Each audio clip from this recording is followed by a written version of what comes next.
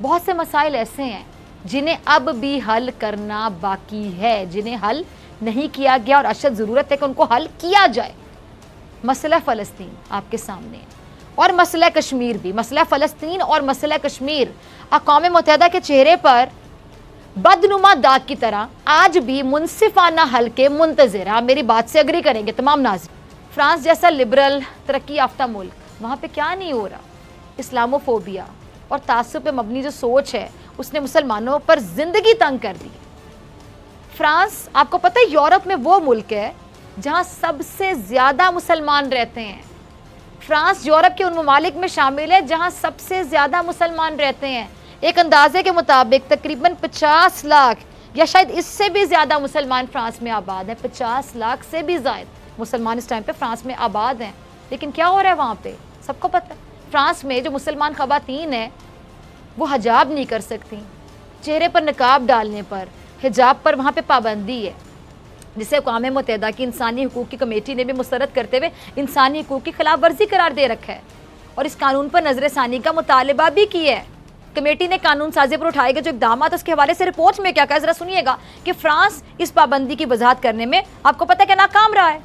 اب یہ جو رپورٹ ہے یہ قانون نہیں لیکن یہ عدالتوں پر اثر انداز ہو سکتی ہے، اور اقوام متحدہ کی یہ کمیٹی چہرے کے نقاب پر پابندی اور سیکیورٹی کے حوالے سے یا معاشرے میں کہہ لیں کہ ایک ساتھ رہنے کا جو مقصد ہے وہ حاصل کرنے کے حوالے سے فرانس کے دعووں پر قائل نہیں ہوئی، اور فرانس کا اس پر فوری طور پر کوئی رد عمل بھی نہیں آیا۔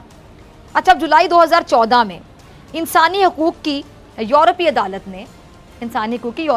نے فرانس کی نقاب پر جو متنازع پابندی ہے اس کو درست قرار دے دیا اور چہرے کے نقاب پر پابندی کو مذہبی آزادی کی خلاف ورزی قرار دینے کی دلیل کو مسترد کر دیا۔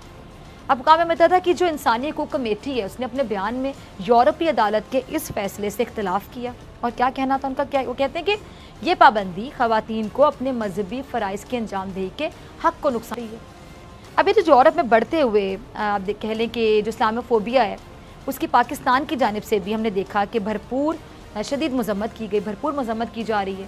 وزیر اعظم جو ہمارے پاکستان کے عمران خان صاحب، انہوں نے عالمی پلیٹ فارمز پر کھل کر آواز اٹھائی اور دنیا کو اس کے نتائج سے نہ صرف آواز اٹھائی بلکہ دنیا کو اس کے جو نتائج ہیں اس سے بھی کھل کر خبردار کیا ہے۔ خان صاحب کا کلپ ہوگا، تھیم ذرا چلائیے گا۔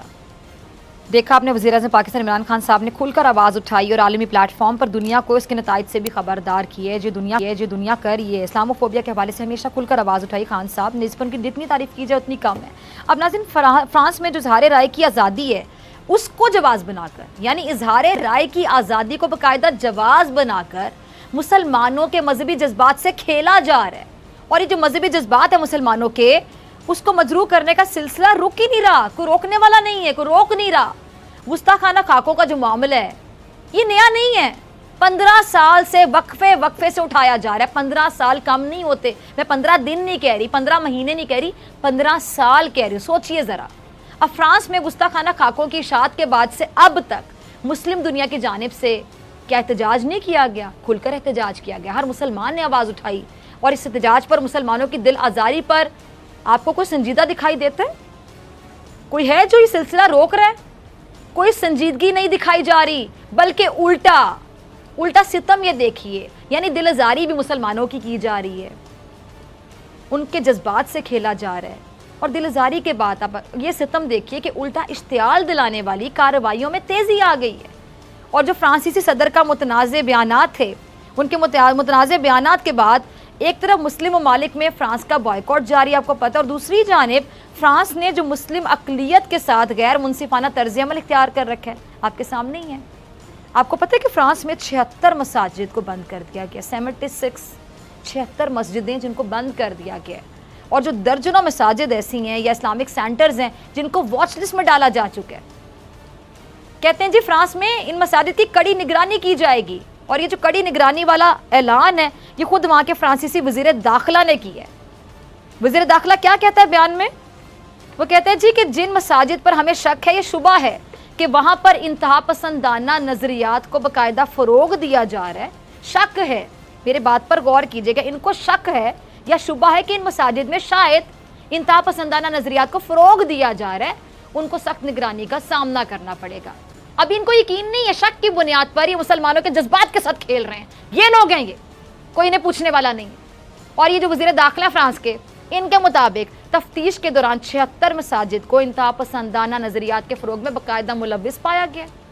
اچھا 16 جو مساجد ہیں اس میں سے 16 مساجد دارالحکومت پیرس میں ہیں، اور جو بقیہ 60 مساجد ہیں، 76 میں سے 16 پیرس میں، اور جو باقی جو 60 ہیں وہ ملک بھر کے دوسرے شہروں میں یا قصبوں میں ہیں. اور جو فرانس بھر میں مساجد کی جو مجموعی تعداد ہے وہ 2600 سے زیادہ ہے، 2600 سے زیادہ ہے.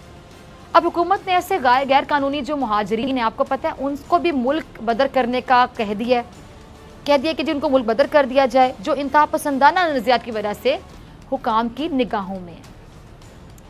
اب اس وقت فرانس میں مجموعی طور پر کئی غیر ملکی آپ کہہ لیں کہ مہاجرین انٹیلیجنس اداروں کی نگرانی میں ہیں، اور ان سے 66 کو ملک کو بدر کرنے کا بھی کہا جا چکا ہے. ان میں سے 66 ایسے ان کو باقاعدہ ملک بدر کرنے کا کہا جا چکا ہے. 50 کو باقاعدہ حراستی مراکز، اور جو دیگر 30 ہیں ان کو نظر بند کر دیا گیا. یہ سب کچھ وہاں پر ہو رہا ہے شک کی بنیاد پر، شبے کی بنیاد پر. ان میں سے بہت سی چیزوں میں ان کو یقین بھی نہیں، جو ان کی تفتیش ہے پتہ نہیں وہ بھی کس حد تک سچ ہے. یہ کتنا بڑا پروپیگنڈا ہے مسلمانوں کے خلاف. اب فرانسیسی حکومت کے ان اقدامات سے مسلم کمیونٹی میں یقینی طور پہ شدید بے چینی پائی جاتی ہے. اور فرانس، میں آپ کو اپنے الفاظ دہرا رہی ہوں کہ یورپ میں سب سے زیادہ مسلم آبادی والا ملک ہے. سب سے زیادہ جو مسلمان ہیں وہاں پر آباد ہے، تقریباً 50 لاکھ سے بھی زیادہ تعداد ہے مسلمانوں کی جو وہاں پر آباد ہے. اب وہاں پہ مسلمانوں کے خلاف یہ جو امتیازی قوانین ہیں باقاعدہ اشارہ دے رہے ہیں کہ فرانس کو اسلاموفوبیا سے خطرات لاحق ہیں. اسلاموفوبیا کے دہشتناک نتائج ہم نیوزی لینڈ کے کرائسٹ چرچ واقعے میں بھی دیکھ چکے ہیں. آپ کو یاد ہوگا واقعہ کس طرح ایک جنونی شخص ہے نا، جنونی شخص نے کرائسٹ چرچ کی مسجد میں فائرنگ کر کے نمازیوں کو شہید کیا تھا. اور یہ جو وحشیانہ بربریت کا واقعہ پیش آیا تھا اس پر پورا نیوزی لینڈ مسلمانوں کا ہمدرد بنا. لیکن جو ایک چہرہ جو سب سے زیادہ نمایاں ہو کر سامنے آیا وہ نیوزی لینڈ کی خاتون وزیر اعظم کا تھا. انہوں نے ملک کی قیادت کا اگر میں کہوں کہ صحیح معنوں میں حق ادا کیا تو آپ اگری کریں گے میری بات سے، سیکنڈ کریں گے میرے الفاظ. اور جتنی ان خاتون کی عزت کی جائے، یقین جانے میرے پاس الفاظ نہیں کہ کن الفاظ میں میں ان کی عزت کروں یا میں بیان کروں کہ میرے دل میں ان خاتون کے لیے کتنی عزت ہے. جنہوں نیوزی لینڈ کے وزیر اعظم ہیں، انہوں نے باقاعدہ ملک کی قیادت کا حق ادا کر دیا. مسلمانوں کو جو غمزدہ تھے، جن کے جذبات کے ساتھ کھیلا جائے گا، ان کو تکلیف پہنچائی جائے گی، ان کی دل آزاری کی جائے گی، یقینی طور پہ وہ غمزدہ ہوں گے، غمگین ہوں گے. باقاعدہ ان کے غم میں یہ شامل ہوئیں، اور پوری دنیا نے دیکھا کہ انہوں نے کس طرح سے اپنے گیٹ اپ سے بھی ان کے ساتھ اظہار محبت کیا، محبت کا اظہار کیا، اور بتایا کہ ان کے ساتھ کھڑی ہیں، ان کے جذبات کی قدر کرتی ہیں. انہیں دوپٹہ سر پہ ڈالا،